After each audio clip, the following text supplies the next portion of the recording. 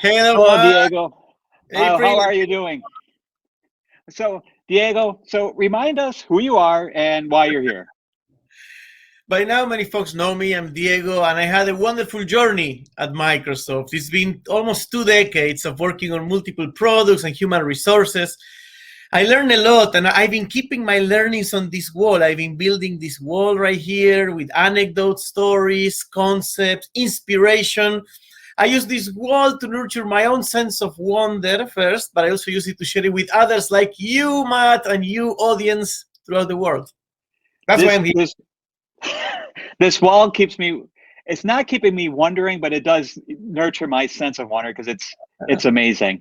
And That's all. so, what post are you going to share with us today, Diego? Yes. Today, we're going to do something a bit different. It's going to be story time. I'm going to tell you a story, a Microsoft story. And so it starts with Once Upon a Time.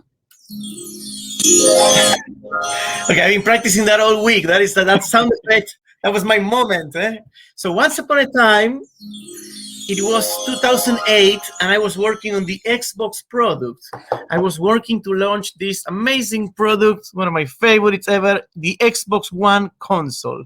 And we had promised this to our customers by the holiday season. This end of the year is where Xbox used to make a lot of the profits. Now it's changing, but there was a time where the console sales were a big deal. So we had promised it.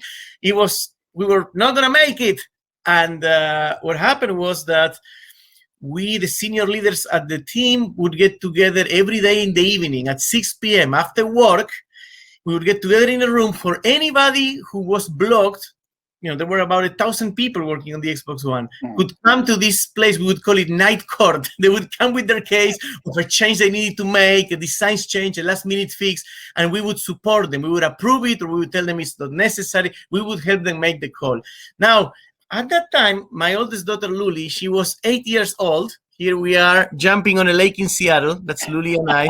Seattle is a beautiful area full of lakes, especially during the summer and spring. So this was after work hours, so I took her with me one day. She came to night court, and I remember I gave her some Post-its. I said, you sit in the corner behind me. Here are some Post-its. Here's a pen.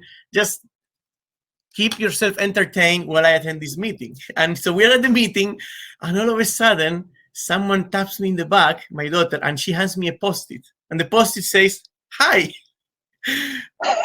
Funny. Then she taps me again a few minutes later, and she gives me another Post-it with a heart. That's great. It was a nice. But then she posts me. She taps me a third time, and she gives me this very special Post-it that I kept for all this year. It's been now like 8 years since then, since 2013, and I put it on the wall, and I'm going to share it with you guys. It's a bit, I would say, politically incorrect, but it says. Here's what it says. It says, quiet room and boring, talking grown-up stuff, all boys, poop, poop. And there's a beautiful picture of a poop with the smell and everything. So that was what my daughter, 8-year-old, without any bias or anything, came to this room, and that was her observation. So this episode today of Hello World, there's a pattern about diversity and inclusion. And Microsoft was focused on that by then in 2013, but not even close to what the focus is now. And that Post-it actually took me on my own personal journey. When my daughter saw something that I didn't notice, I hadn't noticed there were no women in the room that particular day, and she, 8-year-old, noticed. She gave me this picture, just for those of you who couldn't see it. Like, this is actually an accurate representation of what she saw where they are. So I started my own D&I journey. I started doing little things. Like, back then, there was a movie saga called Twilight. It was about the teenage vampires. And I hadn't watched that movie. Did you watch this movie back then, Matt? Do you remember? I haven't seen it, no. You haven't seen it. Because mostly it was for teenagers. It was considered a chick flick that women saw it. So my wife and her friends were talking about it, and I was not. And so I started leaning in and said, you know what? I'm going to watch this movie. This saga, which I liked it. And I started leaning in like that. It started getting bigger. I started getting involved in Microsoft employee resource groups like Hola for the Latinos employees like myself. And eventually I moved to human resources, and I'm on my own diversity, equality, and inclusion journey. Every company is, And I think that what I found is not only we're going to make better business decisions, like the previous speaker on the show was saying, but we're also going to live a more happy life, a richer life. And you cannot learn about diversity from afar. You can only learn about diversity from up close. And you cannot learn about diversity from people that are same as you. You do not learn from same. You learn from different. So I wanted to share that story and encourage everybody to continue taking steps in the diversity and inclusion journey. Does that make sense, Matt? Absolutely, Diego. And this has been my favorite story of yours so far. And you've had some good ones so far, and this has been great. So do you have any call of action for our viewers?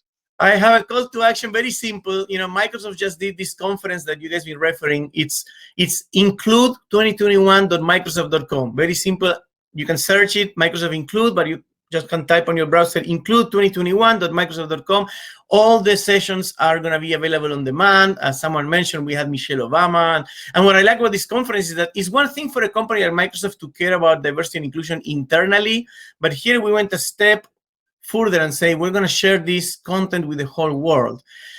But if you really want to have an impact on diversity and inclusion, then you can take any 8-year-old boy or girl and you take them to work and you give them some Post-its and you make them shadow you on all your meetings and you see what they have to say, because sometimes they will call it like it is. So that's the call to action. Include 2021, and I'll see you all on Monday. All right. Thank you, Diego. Have a great weekend and great story.